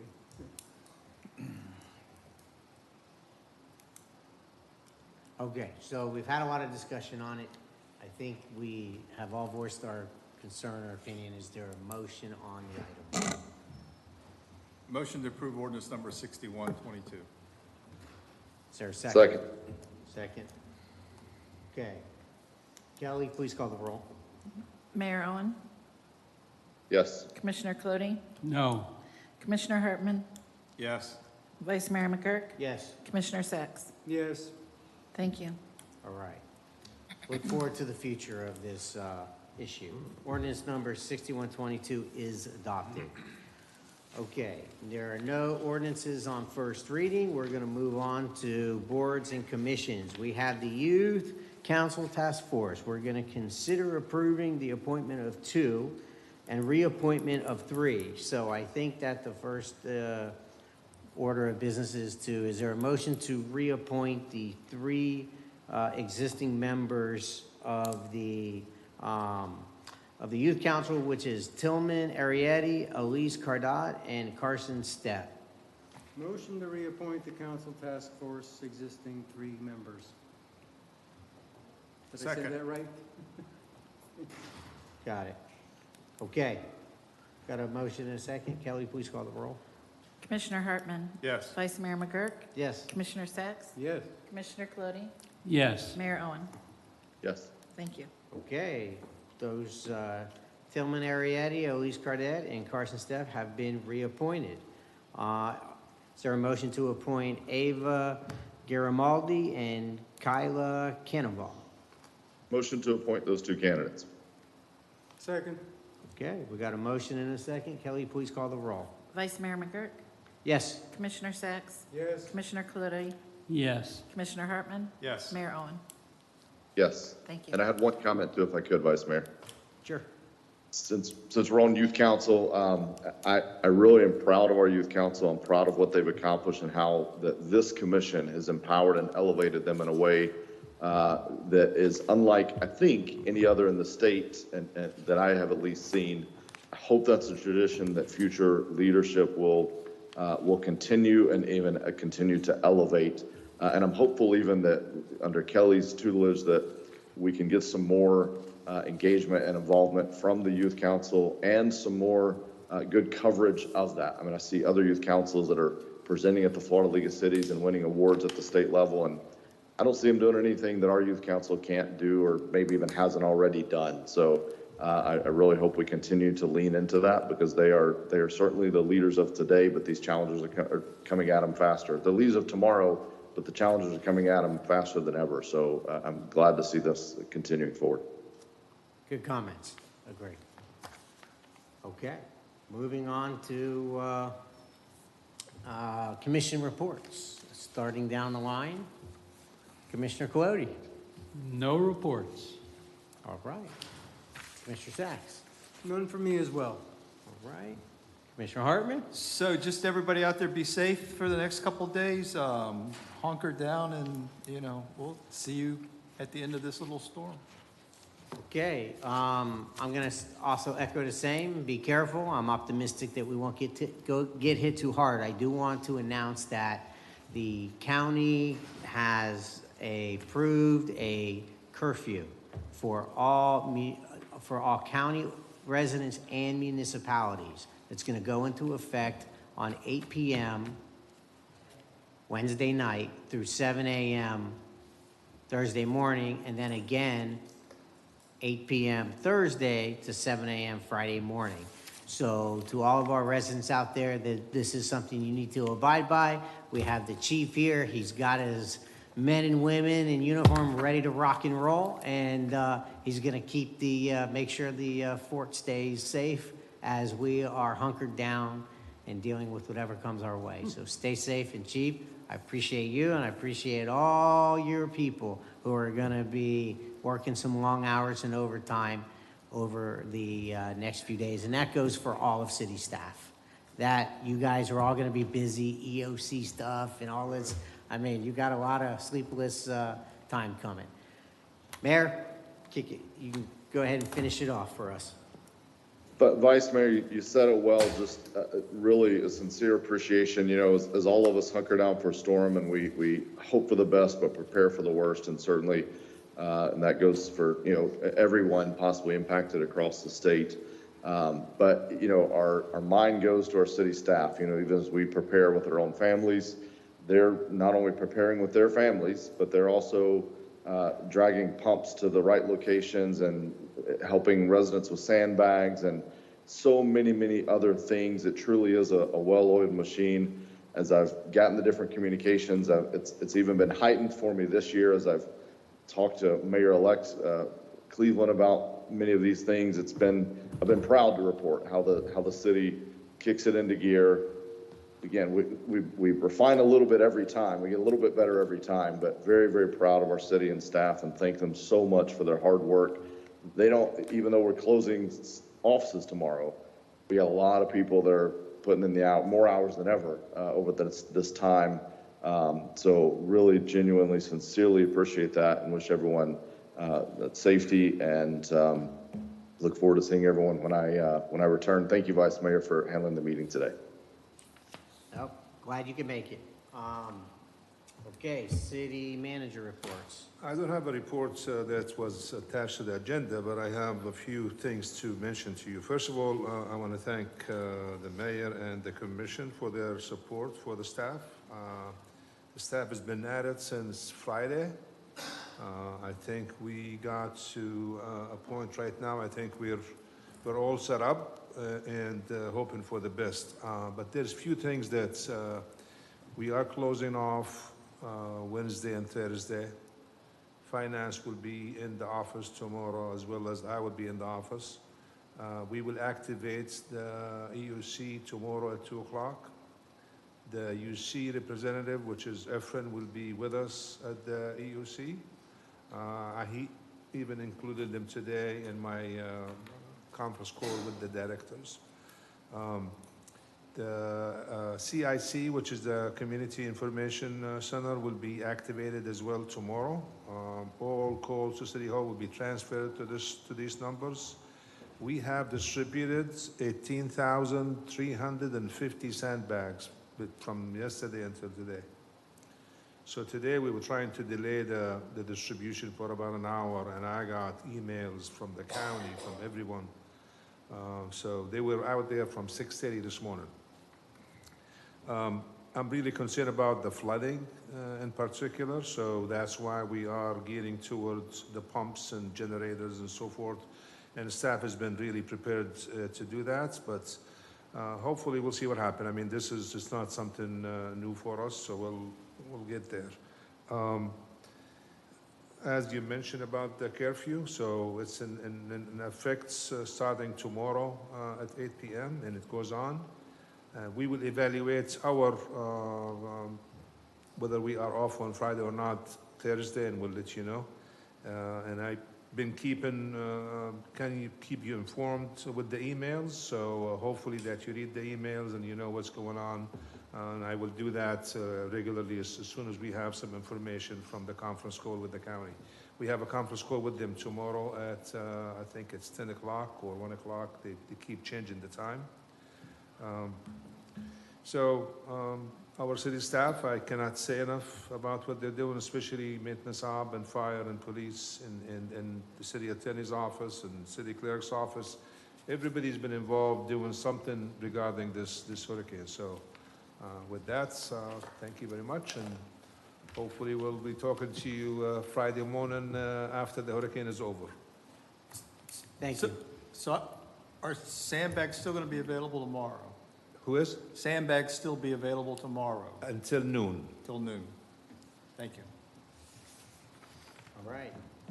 City clerk report? Just a short report. We have a conference during the first meeting in October, so Travis will be clerking the meeting on October 11th. Sharon and I will be out of town. That's it. All right.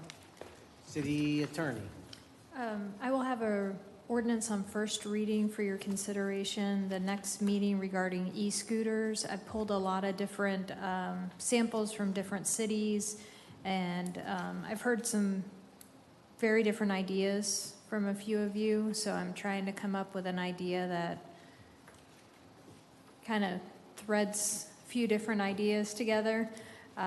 So be on the lookout for that.